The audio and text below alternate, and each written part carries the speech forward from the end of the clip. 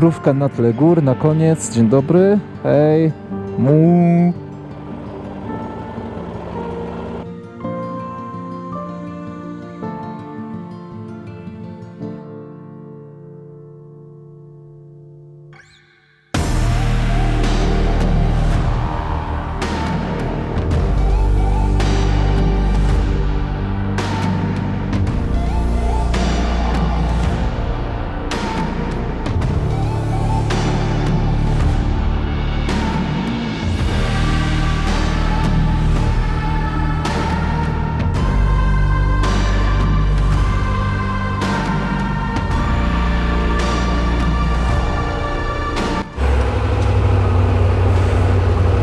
No i dzień dobry, startujemy z hotelu Minerva w Arezzo. Kolejny piękny dzień przed nami. Zaczepiłam uszkami kasku o sufit, ale się trzyma. Zrobiłaś dziurę w dachu, w suficie. Nie, one już tu były. Nie połamałaś tych? Nie połamałam się. To bardzo ważne. To jest integralna część motocykla.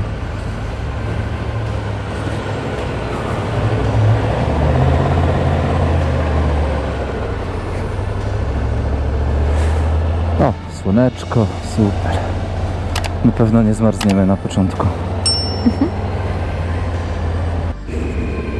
Dobrze, i ruszamy. Na początek mamy dla Was małą rundkę po Starym Mieście.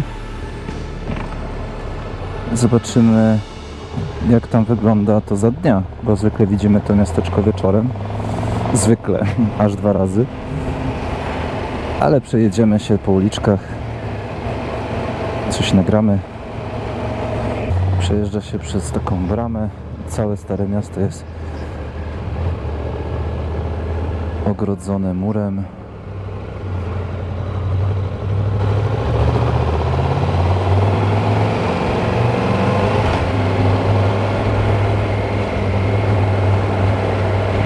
Spróbujemy się dostać na jedną z tych starszych uliczek. Tak to wygląda od środka. Fajny klimacik robią flagi. Wczoraj widzieliśmy wieczorem, chodziła ekipa i zmieniali te flagi. Nie do końca jeszcze wiem, na jakiej zasadzie to działa. Czy one są zależne od dnia, od tygodnia, od jakiegoś święta. Myślę, że może być święto. Czym jest to podyktowane, natomiast na całych ulicach wszystko było wymieniane.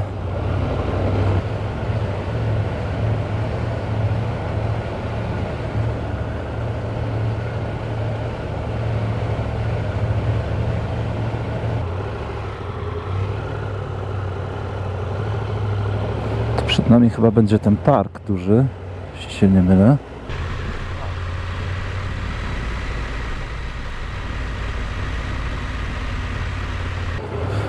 Zapomniałem Wam w ogóle powiedzieć właśnie, że to jest miasto Petrarki. Tour d'Arezzo. Wjechaliśmy na chwilę tylko, żeby zobaczyć klimat tych uliczek za dnia, no i trzeba ruszyć dalej w trasę. Teraz już na północ, w stronę jeziora Garda.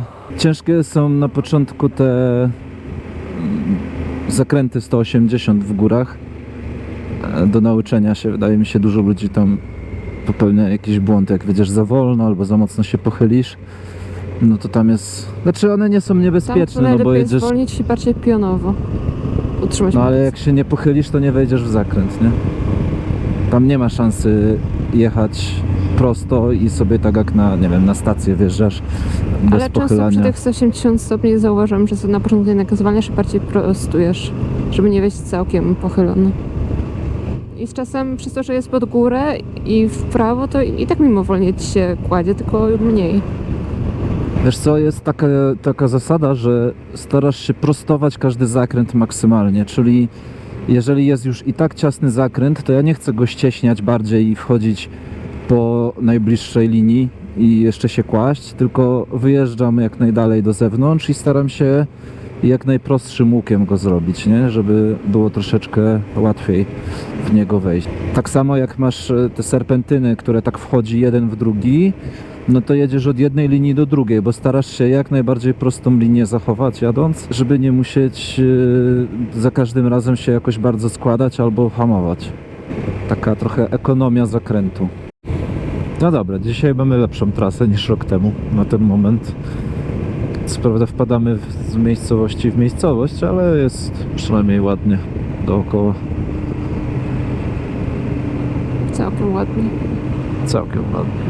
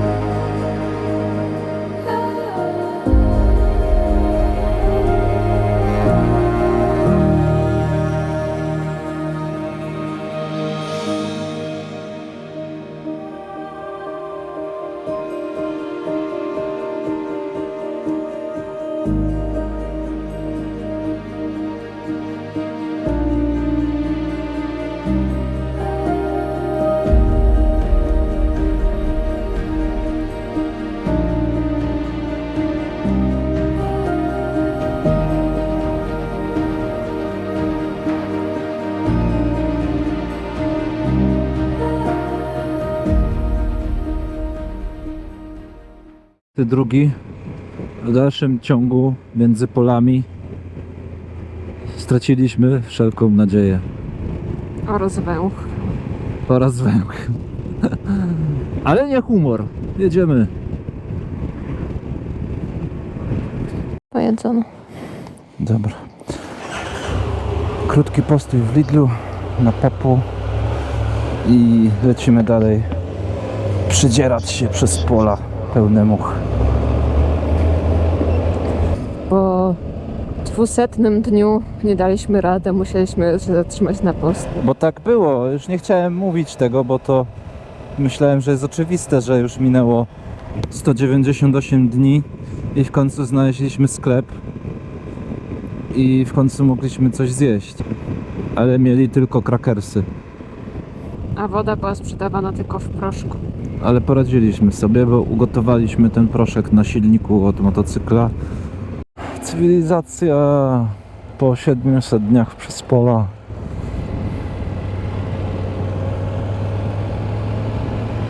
O, ładnie tu. A ja łabątki. Ponte Perez.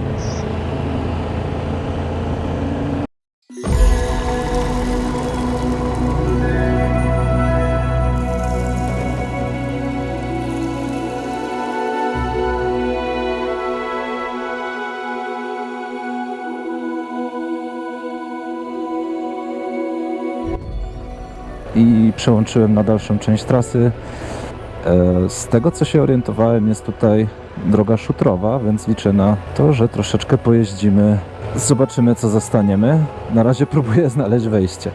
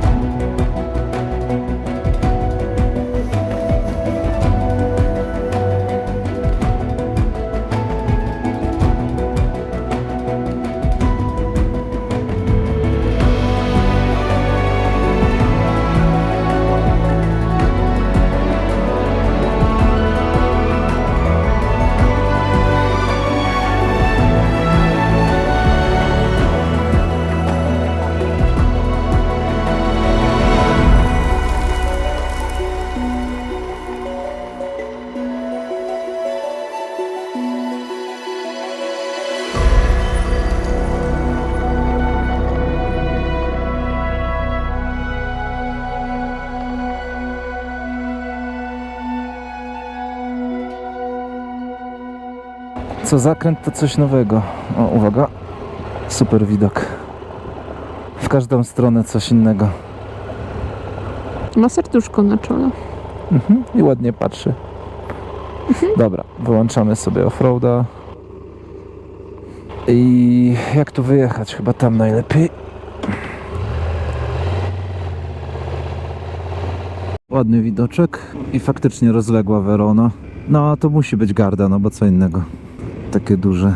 Chociaż tam z tego parku wydawało się bardzo blisko, mimo że byliśmy z 50 km od niej i tak nie spodziewałem się, że aż tak będzie widać dobrze. Jechać od północno-zachodniej strony, tam mamy nocleg i będzie koniec na dzisiaj. Całkiem fajne zakończenie dnia z zakrętami, z szuterkiem. Miła odmiana po większości dnia po płaskich polach.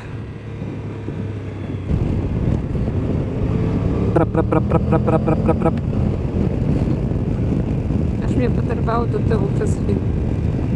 Poderwałem Cię. Sukces dnia.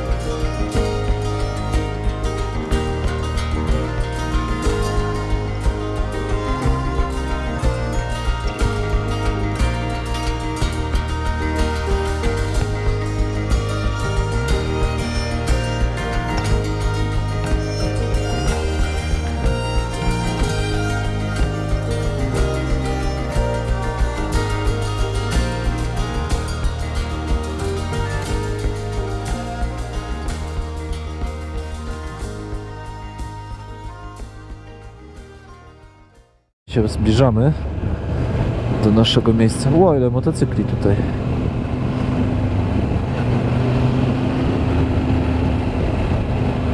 Zostało 4 minutki. Ta woda tutaj blisko wygląda na ładnie niebieską, uczystą. Tak, mega wygląda woda. Bajkowo trochę nawet. Dobrze, nasi mili, zbliżamy się do miejscowości Pieve di Ledro. I tutaj mamy nocleg na dzień dzisiejszy, niedaleko jeziora Garda. No długi dzień nam z tego wyszedł, jak zwykle. Jakoś tak rano patrzysz, myślisz sobie na mapce, a 400 km, 7 godzin, będzie szybko, a później zawsze i tak wychodzi cały dzień. Ale dobrze. I odpoczniemy, a jutro będzie ostatni Giga Day naszej wyprawy. Przedostatni chyba. Ostatni taki z ciekawszych, bo robimy 2 mega przełęcze, długą trasę, a ostatni później no to już jest w zasadzie tylko dojazdowy. Nie spodziewam się, że tam coś będzie super fajnego do gapienia. Ale czasowo, oba giga. No, giga długościowo to tak, to na pewno. Giga też jest ta woda, trzeba to przyznać. Dobrze mi się wydawało. Okej. A widzisz. Super.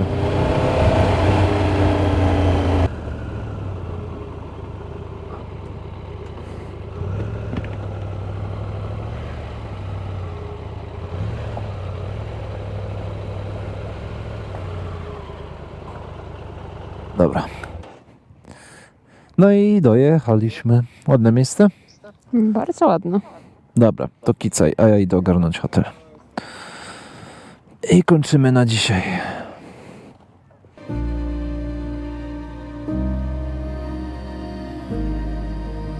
Od razu z zadyszką z rana, żeby wypchnąć motocykl po tych kamieniach. Mieliśmy całkiem fajny nocleg w Da Franco e Adriana, niedaleko Gardy. Tu jest takie mniejsze jeziorko, które się nazywa jak? Lego di Legro. Albo Ledro. Pieve di Ledro. O nie, nie znajduj mi alternatywnych tras. Garminie, nie. Jeszcze raz. Mamy winietę. Lecimy na legalu. Tak wygląda jeziorko. Niestety bliżej nie podjadę, a też nie mamy czasu. Mieliśmy ambitny plan z rana. Proszę Państwa, i co się stało? Gniazdko nie zadziałało, w którym ładowałem telefon. Rozładował się, nie zadziałał budzik, nie przesłały się rzeczy z chmury do GoPro, więc lecimy na ostatkach kart pamięci. Po prostu same klęski naraz. A dzisiaj najdłuższy dzień, ale przynajmniej nie pada, a miało padać rano. Także cieszmy się z małych rzeczy. I teraz muszę tu gdzieś poczekać, bo nie wiem, w którym miejscu na rondzie skręcić. Mówiliśmy chyba, że fragment taki sam, jest w prawo. To nie jest takie proste. Zaraz nam powie, gdzie mamy jechać. Dobra, w prawo. O, super. Dzisiaj poranek jest ciężki. Co mało Dobra, ciśnieniujemy. Ale przynajmniej od razu zaczynamy w bardzo ładnym klimacie, z widoczkami i ładnymi trasami. Przed nami 2 giga przełęcze, proszę Państwa. Mamy dzisiaj Passo Dział i Glos-Lochner w planach. Czy się uda obie? Trudno powiedzieć. Ma padać. Może nam braknąć czasu, może nam braknąć paliwa, może nam braknąć sił. Ale na razie będziemy próbować. Także ahoj!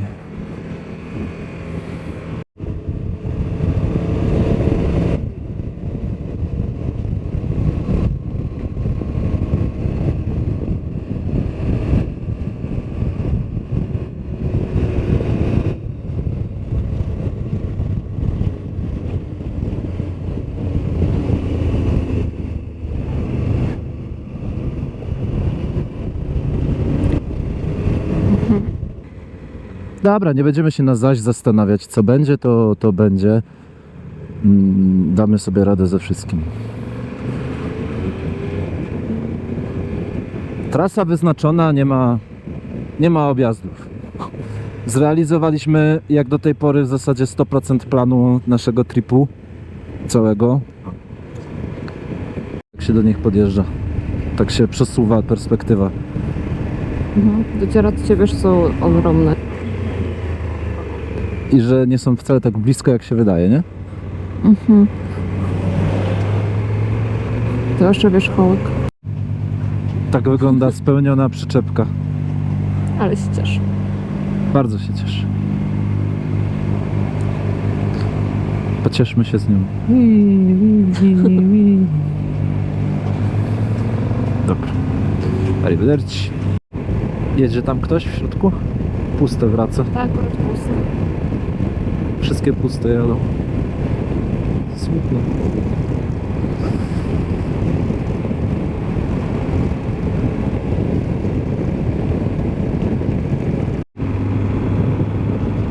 No ładnie widać. Ale surowe te skały też.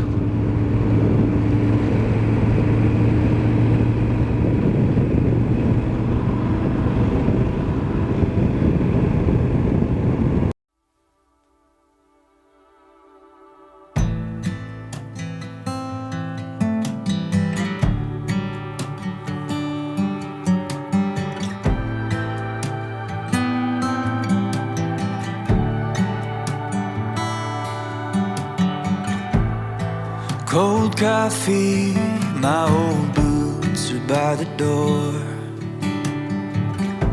Nobody's calling, but I don't mind it anymore. 'Cause I've had enough of the rat race, the city life, the social grace. Burnt out on comfort and so tired of keeping score. Gonna find somewhere to slow it down, buy a little place way out of town. Gonna take my time, 'cause it's all mine. Straight my pride for Znak wjazdu na Passo Giao, także zaczynamy z samiuśkiego początku aż na drugą stronę dzisiaj.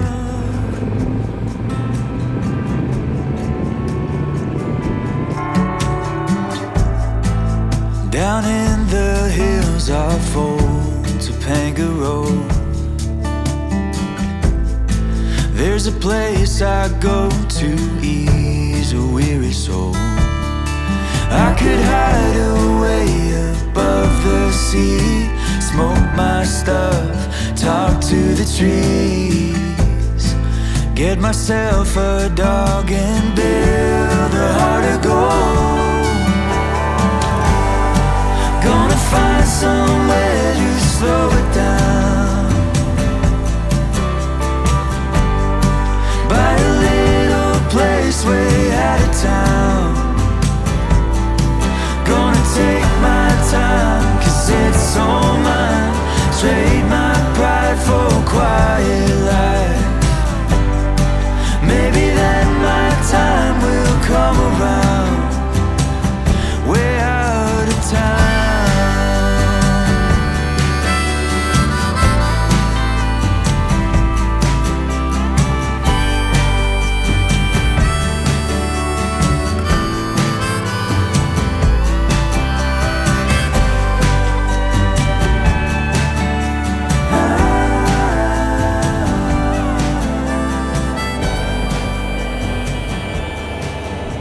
No rzeczywiście, widok 360 piękny, gdzie nie spojrzysz, tam wystają góry. Na jakiej wysokości my w ogóle jesteśmy? O, trzymaj linię, panie! No, jeżdżą na tych GS-ach, szaleńcy.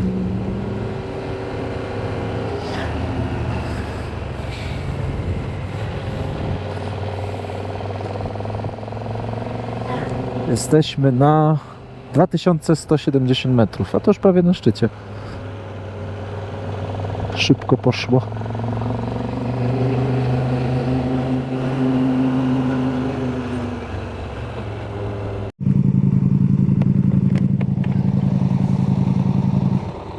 Dobra, zaparkujemy sobie.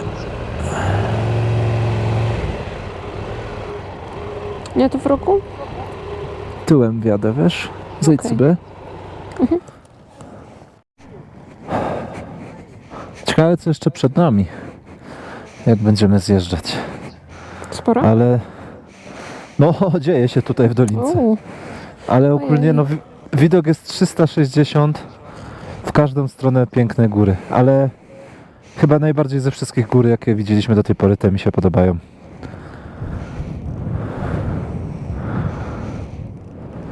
Ej, tam jest schronisko na samym szczycie.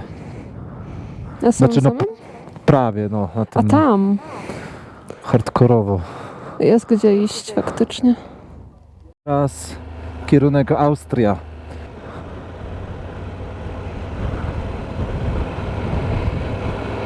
Ale było warto. Mamy ładne ujęcia. No i miejsce jest super. Chyba, no, tak jak mówiłem jakiś czas temu, wydaje mi się, że to są w tej chwili widokowo moje ulubione góry. Robią najlepsze wrażenie.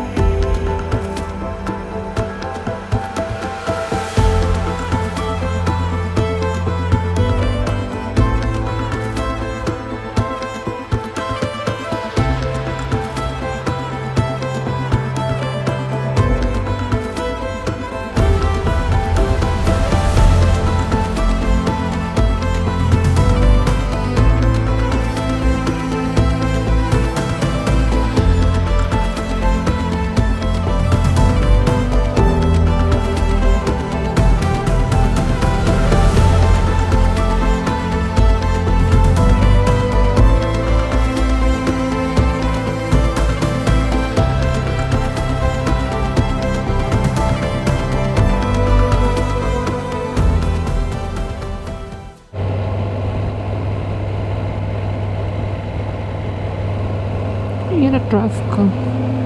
Jak równołożone.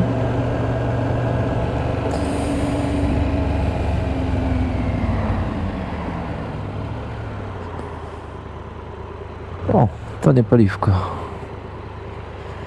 Taniej niż we Włoszech. Zaskakująco tanie. Dobra, tankujemy się, wlewamy w siebie kofeinkę, jedzonko I lecimy. i lecimy. Pomachaj Tak? To do pana? W sklepie? do odbicia lustrzanego w szybie.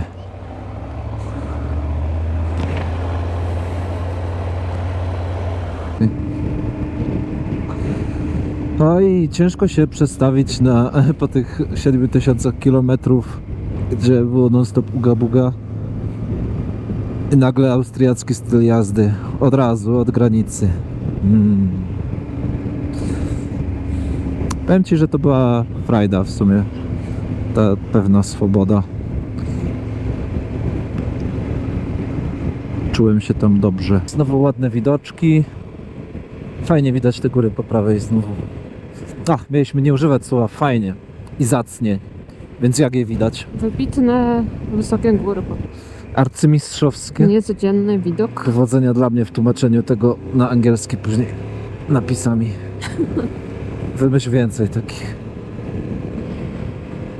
Großglockner taki, widzę, luksusowy, bo tyle aut sportowych tu wjeżdża i tak dalej. Asfalt będzie dobry. No na pewno, tutaj to jest, wiesz, będziesz wjeżdżać jak po czerwonym dywanie.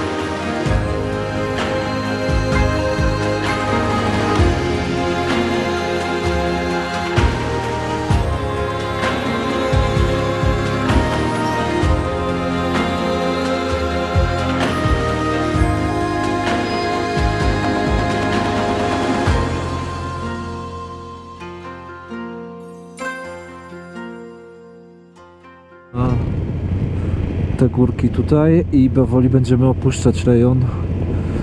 No, zakończenie wyprawy z przytupem dzisiaj. 2 giga przełęcze zaliczone. Niby do końca byłem pewien, czy nam się to uda. Czasowo, pogodowo. A wyszło bardzo przyzwoicie. No, słoneczko nas żegna tu. I nawet słoneczko nas żegna, także mega zakończenie wyprawy. Jesteśmy super szczęśliwi, że to tak się udało. Z takim akcentem.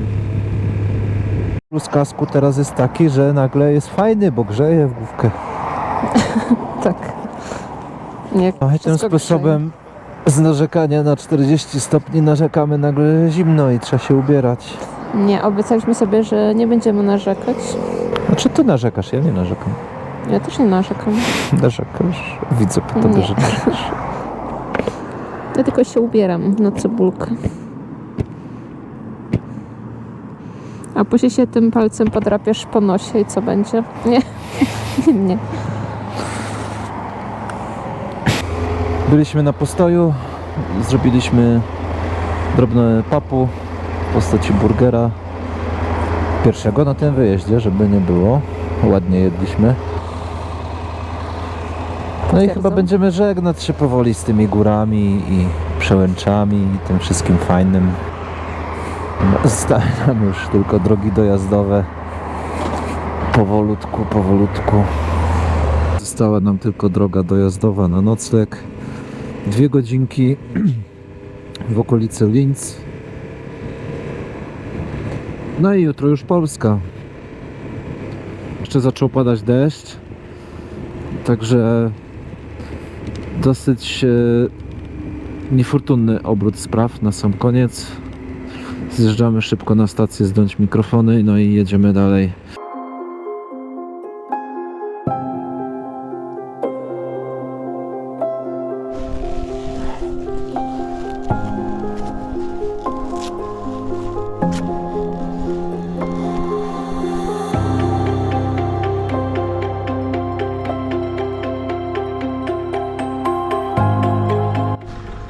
No, dzień dobry. Mamy ostatni dzień naszej wyprawy.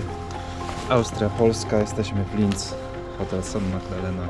Całkiem przyjemny, no mniej przyjemna jest pogoda, zostało nam 9 godzin jazdy i z tego co patrzyłem będzie cały dzień w deszczu, także hura, ale co to dla nas, nie w takich warunkach jechaliśmy, także nie ma tego złego, nie? Tyle tylko, że nie nagram za dużo materiału pewnie z mikrofonem, bo nie są wodoodporne. Poza tym widzimy się w trasie.